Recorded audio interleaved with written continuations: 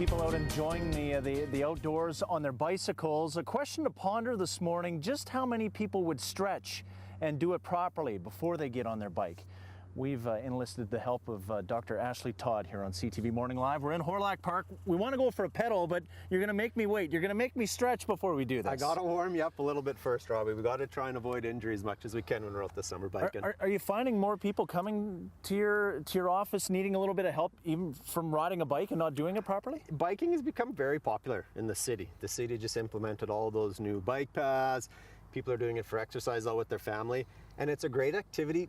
But it comes with a little bit of risk of injury, right? And one of the biggest things we see is patients love exercising, they hate stretching. True right? enough. So if we can just go through some really simple stretches, warm up our quads, it can make such a big difference. So one of the really easy things to do, get in a real simple kneeling position. And you can do this one of two ways. You can either reach with this leg, bring it back with this arm, and then bring that arm all the way up over top. It's a tough one. And then try and lean back, bring that head back up, and you'll start to really feel that stretch, Rob, all the way through that hip. And even sometimes you can switch and then bring that this way and try and bring that hip all the way through, and you'll feel a pretty good stretch in there. Oh, there it comes. It's been a while since I've done this. And stuff like this, it's really simple to do. Takes you 30 seconds, maybe 2 minutes, but it really helps warm you up properly, helps us avoid injury. And then like little knee lifts like that. Simple, yep, like touching your toes, anything to loosen you up. On the spot? Yeah. Let's go biking. All right, we're out for a little leisurely bike ride here in the park, and the big problem is not having a proper posture when you're on a bike, because you don't want to be doing this hunched over, right? Yeah, posture is so important, and it's something we need to be, I think, a little more aware of, whether you're at work or whether you're exercising or whether you're on the bike. And I always like to give my patients a little tip of these postural checkpoints with your hip, shoulder, and your ear. And we want to make sure that we have really good alignment. Perfect. Really good. You don't want to overdo it, but...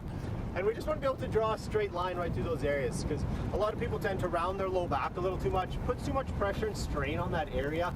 And after a while, it's just going to start to bother them, and then they're less likely to get out and want to go biking. Biking's great because it'll cut down on the wear and tear on the knees, like compared to running or even walking, right? Running can definitely be sometimes hard on the knee, and I always encourage my patients, if they're having some knee problems or some knee issues, let's get on the bike for a while. Let's try this low impact activity, because one of the most common injuries sometimes that we see is this lateral knee pain. People love to get on their bike, and it does a great job of developing leg strength. But as we mentioned earlier, they don't like stretching as much. So if they can get on dastardly stretching again. Yeah, you can do some light stretching, foam rolling. It can make a big difference on this knee pain. All right, local chiropractor Dr. Ashley Todd has some great tips. And you can find those tips on the Alberta College and Association of Chiropractors. And we have their website linked to ours at edmonton.ctvnews.ca. Want to ride? We're going too slow at the moment. Let's go.